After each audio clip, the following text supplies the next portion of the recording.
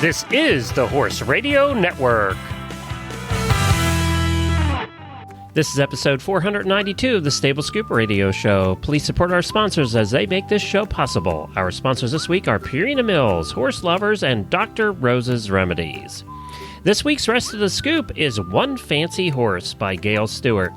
And the Auditor Roundtable stops by, and they cover horsey life lessons, favorite apps, and trailering costs. Plus, the HorseLovers.com product review of the week is the Horseware H2O waterproof poncho.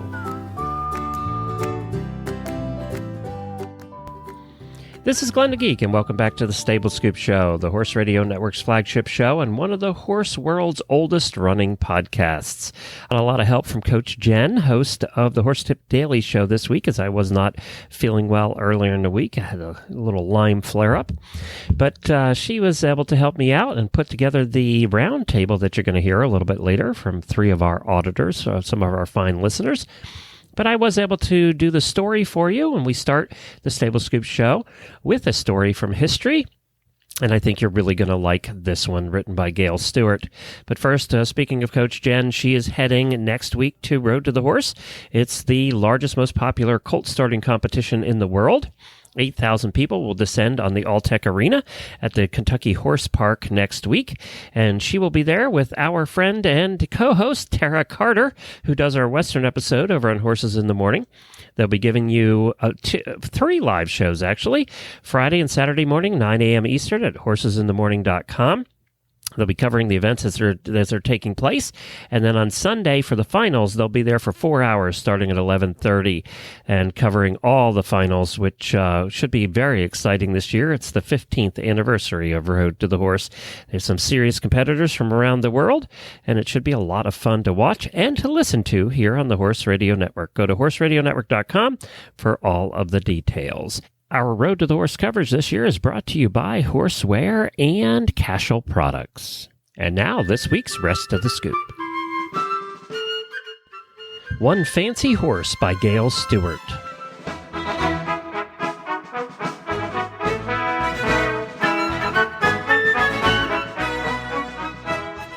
In 1861, at the dawn of America's tragic Civil War, horses from the North were loaded onto southbound train, destined for conscription into the Army of the Potomac, the Union Army.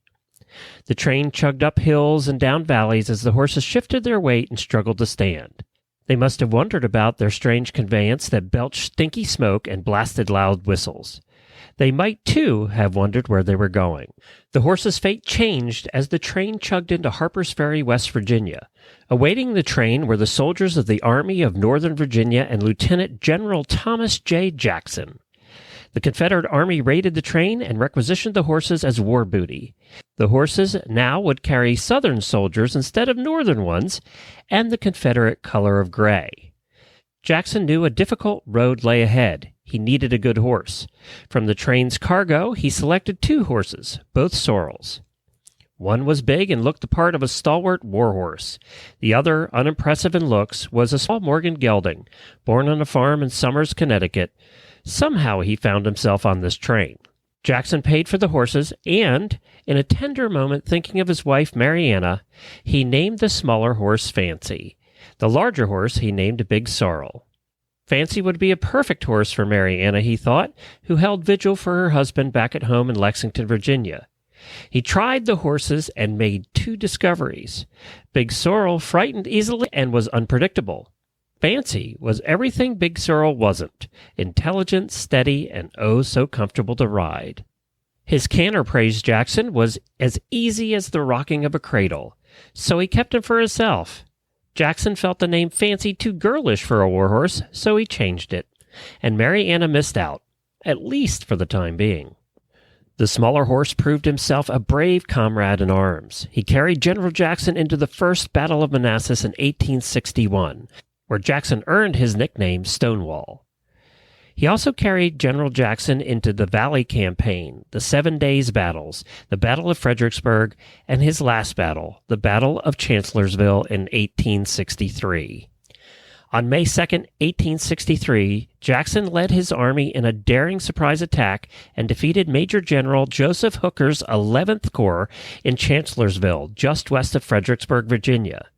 Jackson smelled victory for the Chancellorsville campaign, so after sunset that night, he gathered key staff and ventured forward to scout an attack position. Thinking they might continue the fight through the night, Jackson swung onto his sorrel, beaming with optimism and hope.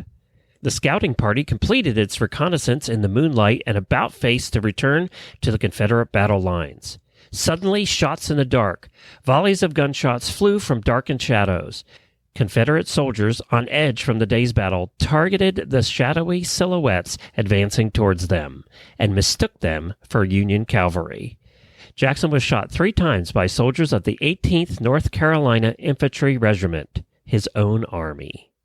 Jackson's horse panicked in the sudden gunfire and bolted down Old Mountain Road. Jackson tottered in the saddle. Captain Richard E. Wilburn chased them down, grabbed the bridle of Jackson's wild horse, and helped Jackson from the saddle. The little horse, unhurt, took off running again, terrified.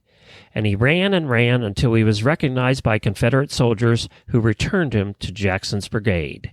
At first, Jackson's wounds seemed not life-threatening, though his left arm was so badly damaged it had to be amputated. General Robert E. Lee and the whole of the Army of Northern Virginia expected and needed him to recover, but he didn't. Jackson, Lee's second-in-command, died on May the 10th.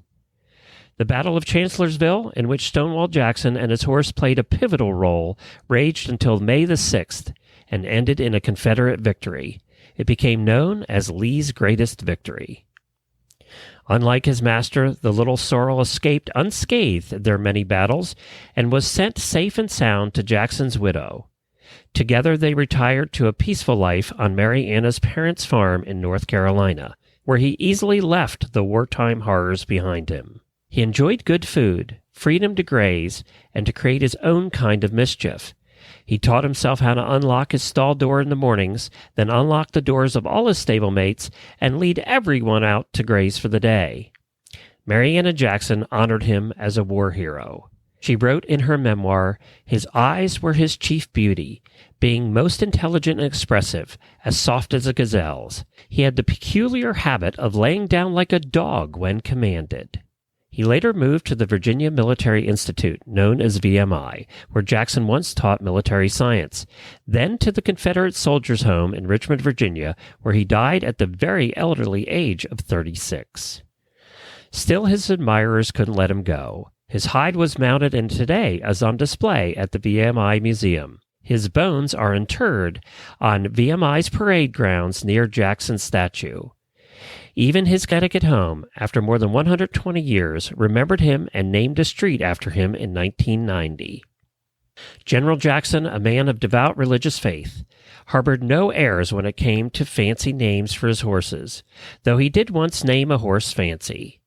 Unlike the aristocratic names of General Lee's Confederate Gray Traveler, or Major General Philip Sheridan's Black Morgan Winchester, or Major General Ulysses S. Grant's thoroughbred named Cincinnati, Jackson named his famous horse only to compliment his size and color. You know him as Little Sorrel. This story was written by Gail Stewart, author of 100 Horses in History, True Stories of Horses Who Shaped Our World. You can find more information about Gail and her books at 100horsesinhistory.com. That's 100horsesinhistory.com.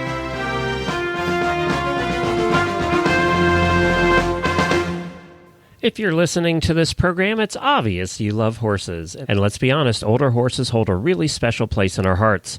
That's why we want to do everything we can to keep our old companions around as long as possible and living their best lives. Well, our friends at Purina get this. That's why they've developed the Purina Equine Senior Horse Feed with ActiveAge, a proprietary prebiotic proven through years of research to support a senior horse's aging immune system. Because when it comes to our horses, greatness never ages. To learn more, visit purinamills.com/ActiveAge. That's purinamills.com/ActiveAge. And now this month's Auditor Roundtable. The auditors are listeners who really value the content of the shows here at Horse Radio Network, so much so that they donate anywhere from $1 to $25 a month to help support the network. And half of the money we take in every month gets divided up amongst the hosts of the shows on the Horse Radio Network. So they get a little raise every month and really appreciate that. If you want to become an auditor, go to horseradionetwork.com and click on the auditor banner on the homepage. One of the best benefits of being an auditor is you get to hang out in the private, super secret auditors room on Facebook. There's about 300 of them in there now, and they have the best conversations. And it's a very positive environment. If you're a horse person, especially, you know, there's a lot of those negative pages out there. Well, that doesn't happen in our auditor room. And here are 3 of the auditors who got to know each other in that room, and now are going to hang out and talk some few things about horses. This is hosted by my lovely wife, Jennifer, who filled in for me this month. I was feeling a little ill earlier in the week, so we thank her for doing this as well. Coach Jen and the auditors. And for the auditors roundtable today, I've got Abby and Sam and Jill. So we are going to start out with a quick hi, who am I? So Abby, introduce yourself to everybody. All right. Hi, everyone. This is Abby. I am up in Virginia where it's very cold. I'm a 3-day event rider. I have a 15-year-old off-the-track thoroughbred who I love to death, and I'm excited to be here. Very good. Now, Sam, tell us about your horsey self. I am in normally gorgeous Lexington, Kentucky. I have 3 horses, a 23-year-old retiree, a rising 2-year-old Sugarbush Draft, and my sport pony that is my side saddle 3-day eventer. I also do things like parades. There we go. That's a lot. Yes, Do your 3 horses live at home, or do you keep them at a boarding stable, Sam? I keep them at a boarding stable. That is extra special right there. That's a big board bill every month. Holy moly. Fortunately, I have a great barn manager who makes it very, very worthwhile. I don't mind signing that check every month. Now, that's quite an endorsement when it comes to boarding stables, isn't it? Mm-hmm. Yeah. And third in line, but not least, is Jill. So, Jill, tell us about your horsey self. Hey, y'all. I also have an OTTB. He's 13 years old. He'll be 14 May the 4th. I only got one because I can only afford one right now. So we're starting to look at ponies, but I don't think the husband can take it. He may have a heart attack if I tell him we just bought a pony for the kids. But you know, we got to work things in a little slowly in the Ekus household. That's right. The tortoise wins the race. Yes. Yes. And we're eventers. And you're by the eventers. way. Okay. Well, and that Yes. You know, when somebody says OTDB, if you guess eventing, you're almost always going to be right. Probably right. Exactly. Yeah, we're located up in Pittsburgh, Pennsylvania. And I was actually just down in Virginia. I have a friend who goes down there in Marshall, Virginia for some training for dressage. So we tag along with her every once in a while. So Okay. Not that it was any warmer. Marshall, so. No, Yep, it's not. Wasn't any warmer. It was still cold. Oh, that's really funny. So we've got 3 East Coasters with us here. I still consider Kentucky East Coast. I'm sorry. Where's the South? But we're all in the same time zone anyway. Yes. Mm-hmm. Okay, I'll give you that one. There we go. We're all in And East we're all Coast 3 time. eventers. And all 3 eventers. Now, Sam, do you event too? Nice. Yes, I do. Oh, well, wow. And which of the Oh, that's right, because you have your Side side saddle saddle eventer. Isn't that funny? I got to see that. I got to see a video of side saddle eventing. And I know Jamie's probably going to bust. She's going to want to see that too. Like, I want to see some cross-country jump side saddle. You're going to post You're that stuff. brave. That's brave. I'm doing my first sanctioned event in May. Oh, my goodness. Fantastic. Good luck. Oh, that's fantastic. Awesome. What possessed Thank you. What I possessed will you to try do and that? post. I am way more secure side saddle than I am astride, and I have a coach who is an Olympian, an Ironman, a pentathlon rider, runner, swimmer, sword fighter, and she said, "Yes, you can," and there's no going back from that. Wow. So just because you can, you're going to go do it. Wow. Props just on says you. the rules say English style saddle. Oh, does it actually say that in the rules? It just says English style saddle. That way it doesn't discriminate if you're competing in an AP, a dressage, a cross-country saddle, or a side saddle. So you can use the side saddle as long as it's not a curly Q tooled Western style one. That's correct. Because I didn't realize until I got a side saddle once a long time ago that there were English ones and Western ones. Ha! Who knew? I definitely if did not anybody know is that. coming up to the Kentucky event, I will be out riding there, and we have at the moment 3 side saddle riders who are going to be participating. And considering that 2 of them are my horses, I have no problem if anybody wants to come take a spin. Oh, isn't that fun? Wow. So cool. Wow. So, That's awesome. so she put it out there, folks. There you go. Yep. So now that we've We're got coming to Kentucky. Yay! So now that we've got You got any each other, cross rails? now I need a little cross rail. woo, tiny. Let me walk over this log, please. Yeah, okay, a little log. Just a little log. So now that we've gotten to know each other just a little bit, it's time for the questions. And these are topics and questions that you guys submitted that thought, well, this will be fun to chat about. So I'm going to kind of randomly pick some. And I will start with the person who actually submitted the question. Abby, the one that you submitted, the most important life lesson you've learned from your horse, and I'll add to this, a horse, I thought was a fascinating one. So Abby, why don't you get started with that one? Okay. I guess I should have thought about these as I was writing them. Honestly, I think the biggest thing, my horses, we have a really, I think, cool relationship anyways. I mean, some people probably don't care, but I think it's pretty cool. We kind of grew up together. I got him in just as I was kind of leaving high school. And he was 9 years old, he'd raced until he was 7, but hadn't done anything. He is what they call bullheaded. He is opinionated. He's pretty much 17 hands. I'm like 5'4". He's a big dude and he has a lot of opinions. So we grew up together. He's actually like kind of the reason I met my husband. My husband's a farrier, so he brought us together. And I've had him now for almost 6 years. So we've been through a lot, and just like looking at how, the person I was when I got him versus the person I am now, honestly, a lot of it's just like a huge amount of patience and a sense of humor and not taking anything too seriously. And kind of understanding that sometimes I don't know best and sometimes the horse does and other people do. So it's been a lot of fun. He's like my buddy, and he's taught me a lot about just not taking yourself too seriously. Sam, you want to weigh in? I think that the most important lesson that my horses have taught me is that you have to take everything with a grain of salt, or sometimes the entire salt block. They're not doing it out of maliciousness. They don't understand, so you have to explain it to them, which has helped me in my job. I'm a culinary professional, and I sometimes teach other people their way around the kitchen. So it's helped me teach them, suggest, ask, tell, demand. By going through the training process with them that I do with my horses, it has made me a better teacher, and I have better staff. And how about you, Jill?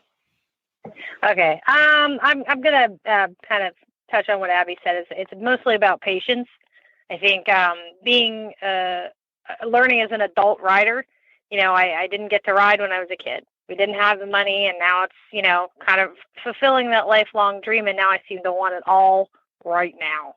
And I'm also an older mom. I'm 40 years old and I have a 10-month-old. So it's just trying to take time and just enjoy the steps and enjoy the process of just everything, of my kids, of just learning, and just wait. It's all going to happen. It's just, you have to just sit back and just have patience and just, go through the training steps that Sam says. You just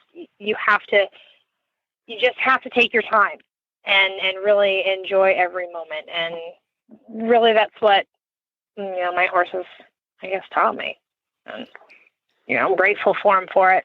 Abby, early on did you start riding as a child, or did you take up riding as an adult? Yeah, so I tried to start riding when I was like a bitty thing, and my parents are not horse people at all. My dad's a professor, my mom's in finance. They have no idea like which end is the front, which is the back. Well, they do now because that's my fault. But yeah, they were like, "You're not riding. You're too little. You're too little." So finally, I wore them down by the time I was 7, and just started with the local lesson barn and kind of went up from there. And I still have no idea where I got it from. We didn't have like horsey family members or anything, but they were nice enough to let me keep going. People don't realize that the disease we called the horse habit is aerosolized. It's in the air. It just floats by, and you breathe it in one day, and then you've got it. Yeah. Yep, you're done. Yeah. How about you, Sam? Did you start as a kid, or did you start as an adult? I took some lessons in Scout Camp because I am originally from the Metro Detroit area, not exactly a horsey area. No. So it wasn't until I was in my 20s and moved down to Lexington with my now wonderful wife that I started riding. Right. And how about you, Jill? I just started about 3 years ago. I did a little bit of riding in high school. I had a friend that had, it's typical, my friend's got a horse, so I'm going to tag along. And I went to couple horse camps and, learned English, liked English, but there were just things that stuck with me, but never really got seriously into riding until about 3 years ago. So it's a lot harder when you're older. Jill, I would never have guessed that just from watching your videos. Sam, I'm sorry, I haven't seen any of your videos, but Jill, you and your horse look awesome. I would never have guessed it. Oh, 3 years. Oh my goodness. Oh, thank you. Thank you. We try. really hard. That's all we can do. That's all we can do. Just keep trying, man. Just get on. That's right. Get on the horse. Do 2 circles. That's it.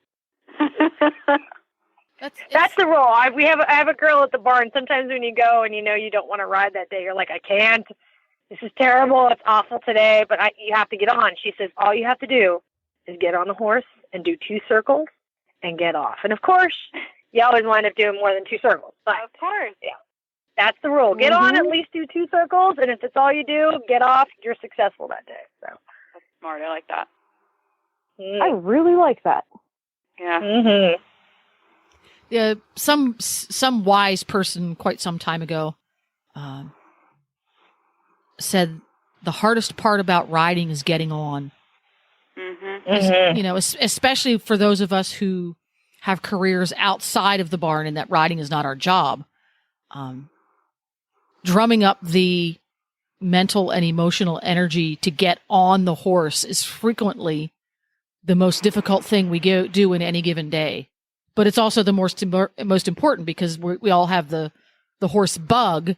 And if we don't fight through the negativity, I don't have the energy, or, I'm too stressed, or I'm this, that, the other thing. If we don't fight through those excuses and actually get on and do it, it festers and just makes itself worse, and we all get really cranky then. Yeah, and cranky. Yeah. Mm-hmm.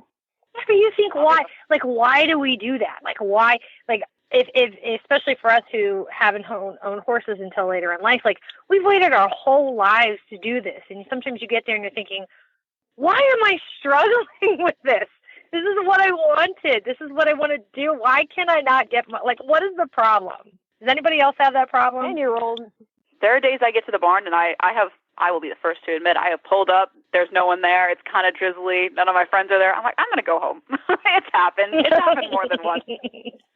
But I'll pick out a speed.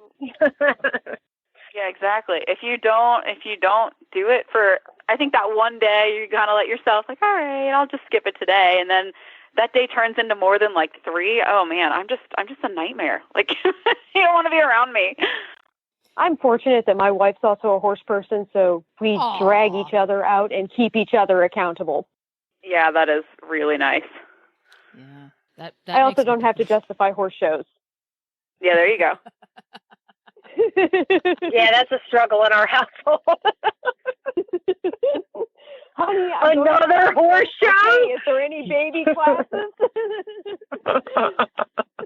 I have to tread the line with what I can ask for with my husband, since he's been at work with horses generally all week, and I'm like, I don't even bring up shows unless it's like a fun away one and his guy friends are going to be there. Then okay, sure, bring the beers and let's do it. But otherwise, I'm going out this weekend. See you later. Man, that's what I need. My hubs just needs a horse hubby friend. I keep trying to find him some. I'm like, please find a buddy. That makes a big difference, doesn't it? The horse hubby friend. They have so much fun together. Yeah. When it's like not actually about horses. Yeah. Yeah, I'm kind of surprised. Like, he likes to, at our barn, we have a place where they can go up on the hill and they can shoot guns and things. Like, my husband's a cop, and I'm thinking, go! It's the one time you can show up. Go! Spend hours out there. You do not hurry back. Do not hurry back. And it's like, just go and try it. He just doesn't go. Yeah. Do you think that the non-horsey family members may perhaps suffer from the same thing that we do when we get to the barn and can't bring up the mental energy to actually get on the horse? Does the same thing happen to them when they are at the barn, at a show, at some kind of an equestrian function, and they just can't bring themselves to go find some entertainment? Maybe. I'm sure. Is it the same thing? I don't know if it is or not. I have no idea. But is it that same mental process where you literally talk yourself out of everything except being comatose? The self-defense coma. The self-defense coma. Yeah, now, if they made, what's that? The little backpacks that you put your water in when you go bike riding, is it a salamander? Camelback. Camelback. The camelback. See, they need to make a camelback for riders that you can put your adult beverage in. Oh, yeah. True. That's why we have the wine bra, right? Let's do that with a regular camelback. Don't ask me how I know. Oh, no. Let's just Yeah, say we had that joked waiting about for that, big parades we had is a- a long time. Oh, my gosh. We had my trainer and I once, just one of my good friends, we had like a 5 o'clock cross-country time. And we were like, this is happy hour. What are they doing? So we started talking about the wine bra and then found out one of our friends had actually purchased one and it had exploded all over her. So we had to mix that. Oh, my gosh. We'll just wait. There'd be so many inappropriate jokes that you could do when I met it there. I know. And apparently it was red wine, too, which is just awful. Oh, that's terrible. Oh, that's terrible. Yeah, that's whatever the you were worst. wearing, that's not coming out. That's Be warned. duly noted. There we go. So, Well, I'm usually, when I'm at a horse show, I'm usually there with my kids. So we usually wait until the wine until after we've gotten home, gotten everybody unloaded, and nobody's gotten hurt. We're like, okay, bust out the wine, buddy. We need it. There we go. So our horses have taught us humility, responsible drinking habits, and how to or fight. irresponsible. Yeah, how to fight through the blahs. Oh. All right, next question. Why don't we try gadgets or apps that are helpful, and in what ways? Samantha, you submitted this one, so why don't you give it a start? I am a very list-oriented person. When I go to an event, I have a checklist of everything that I need to pack. I have checklists of my checklist sometimes because it just makes me feel more calm and in control. So I have started using a lot of apps to help keep track of what I'm riding, how I'm riding, what I'm doing, when was my last farrier appointment, and things of that nature. For my trot and canter sets, I even have an interval app with synced music. Which one is it? Which one is it? I use Seconds. It's an iOS app. It was like something like $5. Second, as in like in second place? Seconds. Seconds plural, as in countdown. Ah, okay. Because I've been looking for one. Yeah, it's great. It talks to you, so it's completely hands-free. Like I've got mine set up to where it'll tell me to walk, canter, trot, so I don't even have to look at it. Cool. And then for general organization, I use Pony app, which is kind of like a diary. So I've got what I worked on that day, when I rode, when my horse had her feet done, when was her last vet appointment? When does my health certificate expire? Mm-hmm. It's just very, very helpful to have it all right there on your phone because you always have your phone. I'm just sort of sitting here and somebody's getting an A in this class, and it's not me. I use eBay. eBay is my favorite app because when I need something horsey, I look on eBay first because it's a lot cheaper. And if something shows up with that eBay sticker on it, it's a lot easier for the family to take whenever a package arrives. So eBay is a personal favorite that I like to use. Yes. But in all seriousness, though, yes, I do use eBay. And second one I use is actually the MyFitnessPal. I know it's cheesebally, but it's been just really cold this year and crummy this year. And there's been a lot of opportunities where we just didn't get to ride. And so I thought, well, if I'm expecting all this for my horse to be athletic and to work hard and to try to round and do all these things, well, then what the heck am I doing? Like, what am I doing to help him out? So I've been using a lot of the MyFitnessPal app to just kind of work on myself whenever I can't work with him. Or if I do have the blahs, I can go for a run or go to the gym or do something. So it's been pretty helpful and just sort of, and I've noticed, the strength just sort of coming in my legs that I've sort of needed to hold on to my extremely bouncy OTPB. Okay, you're making me feel like a slacker. Come on. I'm sorry. It's also really good for noting how many calories are in that cheesecake so you can have more. Oh, so, yeah, there we go. Yeah. Any other apps that you guys use? Yeah, so I also use MyFitnessPal. I agree completely with what Jill's saying, where I'm up here this winter, like, just kind of dying, and I'm not doing anything, and I need to be doing something, and, restless leg syndrome after work. So I've been using that, and the two apps that I really like that I have are the USEA. This is specific to my discipline, but they have their event companion app. So it's basically like the USEA calendar and website in an app form, so you can just pull up the calendar real quick. Nice. It's good for checking, closing dates. You can sort by, distance, so see which are closest to you. And then, I'm constantly living in fear of missing closing dates, so that's why I use that. And then there's also the USCF has, it's called Equitests, and it's the dressage test app, so it has all of the USCA tests from beginner, novice, through advanced. It has not been updated yet, though, so I don't know if that's going to happen. That'd be a nice one to have. Sure. Yeah, that one's great because I can flip over to the event companion and then see what test I'm doing and then flip back over to the other one. So that's nice. And then the other gadget, I don't want to touch on gadgets yet, but I know it was in the question. I kind of forced my husband to get me this for Christmas. I've been bugging him about it for like a year now. But there's this really cool Bluetooth speaker called Rock and Ride, and it's like a little crescent moon-shaped speaker, and it actually attaches to the D-rings on your saddle, and it's got buttons on it. So you can... I work in sales, so I'm constantly taking conference calls on my horse. But aside from that, you can, play music. There's like a skip and a back button. There you can mute your phone if you're using your phone. So he just got it for me this Christmas, so I haven't used it a ton yet since my horse is in Florida right now and I'm in the tundra. But I'm really excited about that because I'm, the same way as Sam said, when I'm out doing trot and canter sets, I have to have music. And usually I just stick my giant, 6+ in my waistband, and it's really bulky and it hurts. So I'm excited to use that. It'll be pretty fun. Cool. Hope. Yeah, that's cool. That's very interesting. I'm but going you to write take that one conference down, too. calls? Conference calls on horseback? What kind of job? I want that job. I know. It's great.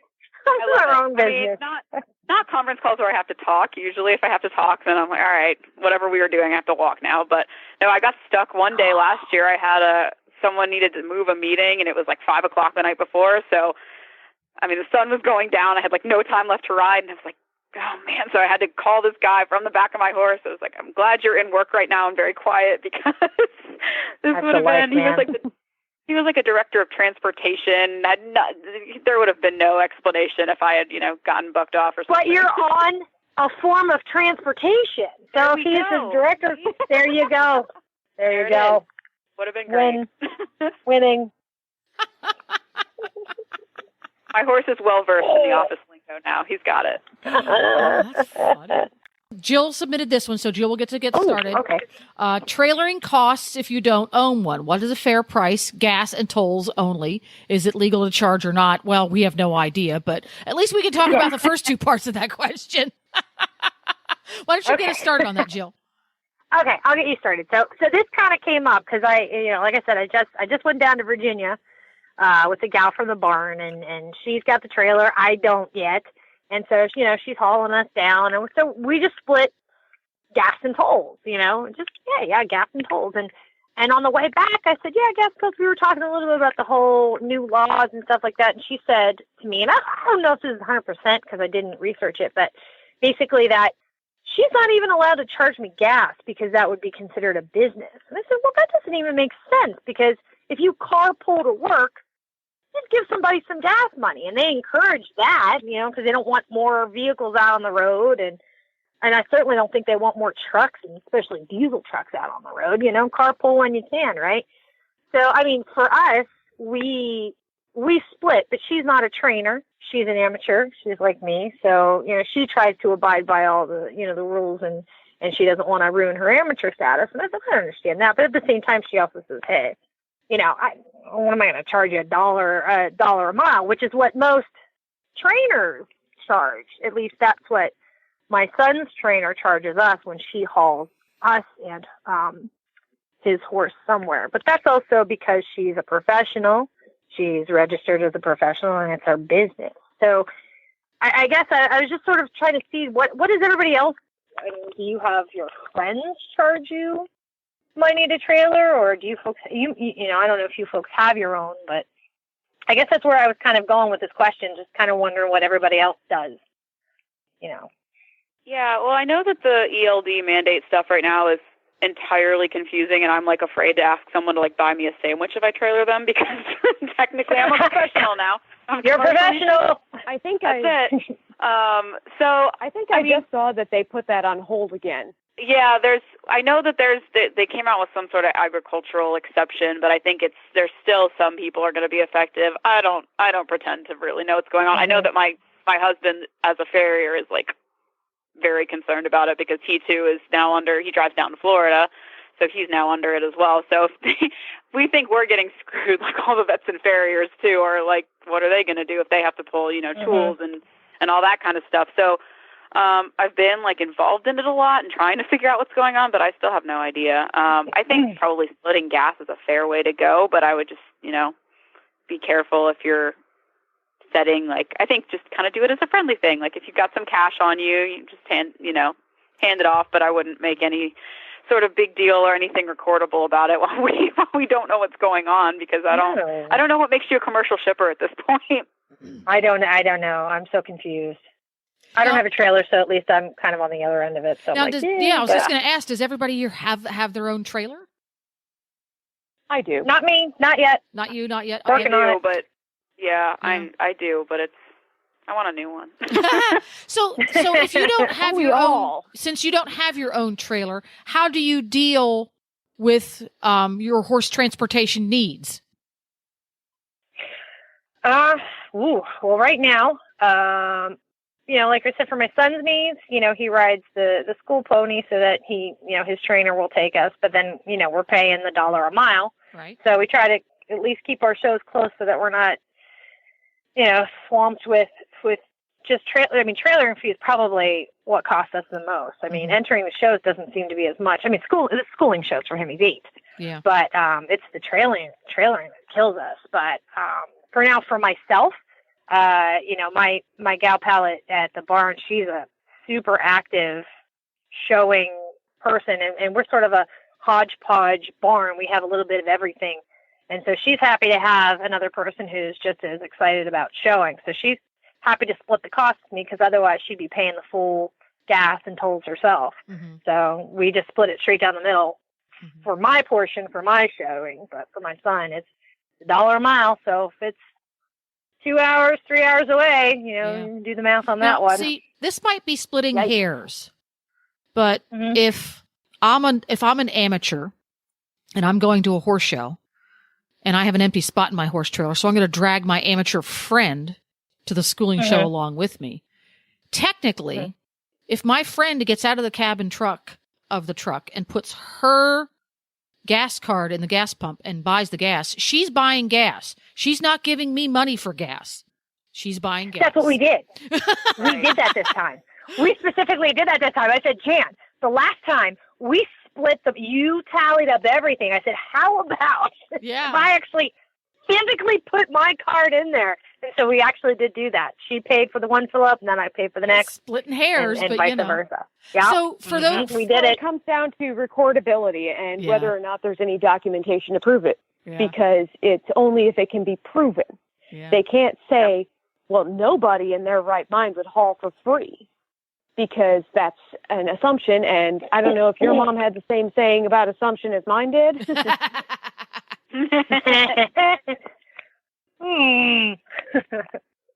So I don't think we can say that word. I don't think that we're not the people they're trying to go after, but if we were to take no, the whole I guess not. ELD thing, hopefully and they're not going to spend their time on us. just throw that whole ELD thing out the door. We're going to pretend that never happened. We'll be fine. if when the Side Saddle girls all do events, we just trailer pool. Since I'm a culinary professional, I will cook the meals in exchange for Can you come in trailering. my trailer? Yeah, I was going to say. You can come in my trailer. I'm sorry, wait. You said you live in Kentucky, right? Dang, Yes, that's a little far. I have made chicken scallopini with wine sauce, pasta, and Caesar salad in the kitchen of an RV for about 10 people. Oh, my gosh. If you can serve up a lot in an RV kitchen. I watched that Top Chef. They did amazing things just on a camping stove. So I believe it. I believe you can do all that. Okay, this new, I forget what network it has. It's RFD TV, I think, has a new network they're bringing on board that's just horses.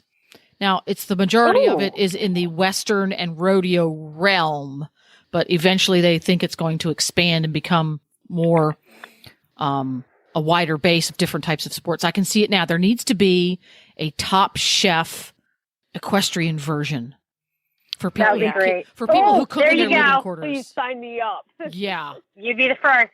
That's it. We'll all vote for you. There we go. Well, this has been a lot of fun, That's ladies. My dream trailer. I want a full kitchen. she wants a cot, a toilet, and a full kitchen. That's it. Nothing else. Yep. There you go.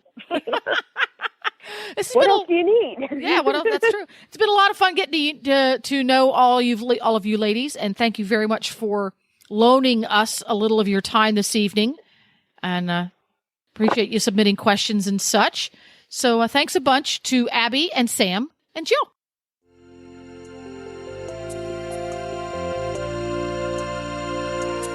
Dr. Rose's Remedies Skin Treatment Salve and Spray are 100% all-natural products.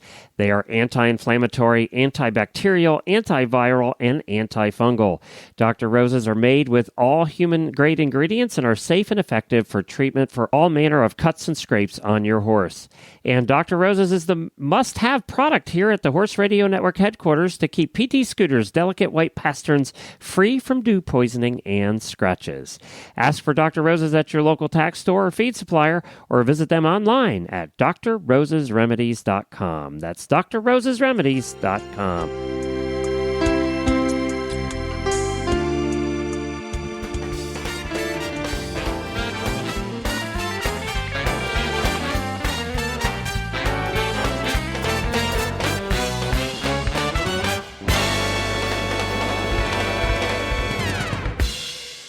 Product review time, my favorite part of the show, where we get to sit down with some of our faithful listeners who have received products that they're going to test, try, and recommend or not. And today I'm sitting here with Colleen Peachy. Hi, Colleen. How are you doing? Hi, Jennifer. Great. How are you? I'm doing great. Now, for new listeners who may not know you well, give us a quick rundown of Colleen Peachy's horsey self. Okay, well, I'm actually going to slightly update that to Colleen Lapp, since I got married last fall. Oh, that's right. That's a recent change. Yes, yep. So I changed the last name, so I'm still getting used to that. But yeah, so I've actually been riding, oh gosh, I guess it's been 20 years now. I got my first horse about 15 years ago, and now I am living the life of owning a small farm. I've got my horses at home here. I enjoy riding for fun mostly. Very much enjoy trail riding, hacking out, paper chases, and I'm working right now to get back into competition with one of my younger horses this year. Want to do some just low-level dressage shows and eventing, so going to be lots of fun. Woohoo! And what is the product that you are going to review for us this evening? So I'm going to review the Horseware H2O Poncho. Oh, let me guess. It's a raincoat. Oh, yes. For sure. Fill in the details. Which is particularly great this time of the year. So I've actually been using the Horseware H2O Poncho for, oh gosh, I think it's coming up on a year at this point. So I found it to be extremely versatile. So at first glance, you might think, oh, wow, this really isn't that impressive. It looks like a black sheet that you pull over your head and it's just kind of flapping around, right? You're not thinking it's the most stylish thing in the world. It's a poncho. It's a poncho. It's not supposed to be stylish. It's supposed to keep you dry and comfortable. So what I can say is that, so it's a one size fits all. So I wasn't exactly sure how it would fit. Like, I wasn't sure if it would seem like I was swimming in it or, if it would fit weird or things like that. So I was really happy when it arrived. I pulled it out of the package and it was in this really cool, like waterproof bag. So you can actually fold it back up and store it in the bag when you're not using it, which is pretty neat. Handy, yeah, definitely handy, especially like if you're trying to throw it in your bag to go. I really like that. So when I tried it on for the first time, it was funny. I actually had to pull it out and I pulled it on right in the living room after I got it. I was so excited. It fit really well. So I actually liked that it was kind of nice and loose in my shoulders. The sleeves were long enough for me, which I always joke that I have freakishly long arms. They weren't kind of coming over my wrist or hands or anything, but they were good. They kind of have this nice elastic cuff around the wrist. So it kind of feels like the sleeve would stay in place nicely, which it ended up doing so. It's pretty long. It kind of came down it didn't have a straight cut the whole way around. It kind of dips down in the front and comes down about knee length on me and then kind of comes up on the sides, which is really nice. And I also liked the hood.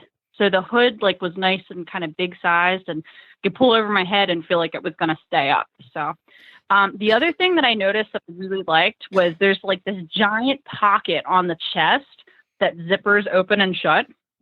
So I thought, man, I'm actually really going to use this when I'm out at the barn. So one of my favorite places to wear it is actually to do barn work. So here on the farm, we have a shed row, which for those of you that aren't familiar with a shed row barn, you've got the stalls are kind of all in a row and we don't have an overhang on the front. So I joke that when you're doing barn work in the rain, you're either in the barn in the stall or you're just out in the pouring down rain. So of course, for me, the perfect time to wear it was doing barn chores when it's raining. So the poncho was nice and roomy enough that when it was colder outside, I was able to kind of layer up a little bit with a thermal and a sweatshirt and then pull the poncho over and you still have plenty of room. Yeah. So that was great. And I actually really liked that waterproof. You had the zipper on the front that was waterproof. Mm-hmm. I would unzip it and I would throw my phone and horse treats and keys or anything else I might need in there because it's this giant pocket that's just kind of sitting right there. It's like a kangaroo pocket in the chest. Pretty much. Yeah. And it was really a nice size. So you don't have to feel like you have to stick your phone down in your pocket that's underneath your flapping poncho that you kind of have to try to dig for and find it because you're never going to. No, you'll never find it. But no, definitely handy. The other thing is the hood stays up really well. So as I was coming in and out of the stalls and mucking, feeding, whatnot, I didn't have to worry about the hood keep falling down or anything like that. So it's a one size fits all, and you felt like it fit comfortably, and it was easy to move around in it. Looking at the pictures online, it looks like it has a drawstring on the waist, so you can kind of cinch it up.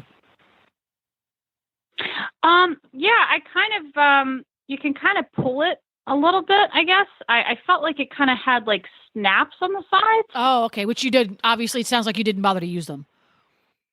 No, I actually just kind of left it like I just liked being able to have that space so I could comfortably move around. So it's a little bit poncho-ish. Now, exactly. Is it plasticky feeling like like the $5 poncho you buy at the Quickie Mart on your way on the way to Disney World, or is it more like what's the material feel like? Oh no, it's definitely not plasticky feeling at all. It feels like it almost to me feels like a soft shell, but it's not an especially heavy material. Like it's nice and lightweight, but it feels more like a fabric than a plastic. Yeah, it definitely wouldn't compare. Looking at the to pictures, it looks like it would feel fabric-y on the outside, so it's pretty. It definitely does. It feels like it has kind of a nice and smooth feeling. And I will say, too, even when I was out, because I was out a number of times when it was absolutely pouring, everything that was underneath the poncho stayed nice and dry. There we go. When they say waterproof, they mean it. They definitely mean it, which to me was super important because I absolutely hate going out in the pouring down rain to do chores, but it was definitely, it definitely was good at keeping me dry and not kind of like leaking, or I didn't kind of feel sticky or anything. I believe it said it's breathable, which you could definitely tell. There we go. And it looks like it has mesh lining in it in the back. Yes. Yeah. Yep. Okay. That always helps. It does. I think that helps keep you, I think it helps keep you a little cooler too. Yeah, I would tend to agree with you there. So it is the Horseware H2O poncho. And as we record this review on Horse Lovers, it is available for $119.95. We've got plenty of rainy season to come, folks, so check it out. And thank you, Colleen, for doing our product review. Absolutely. Thanks so much for having me on, Jennifer. Well, that's it for this week. Be sure to thank and check out our sponsors, Purina Mills, Dr. Rose's Remedies, and HorseLovers.com. Go to HorseRadioNetwork.com to find all of the coverage of Road to the Horse next weekend. That is going to start at 9 a.m. on the 23rd, 24th, and 25th.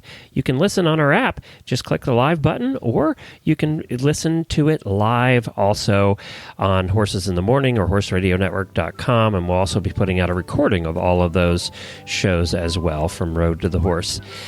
Thank you, everybody. We'll talk to you again next week here on the Stable Scoop Radio Show. In the meantime, happy scooping.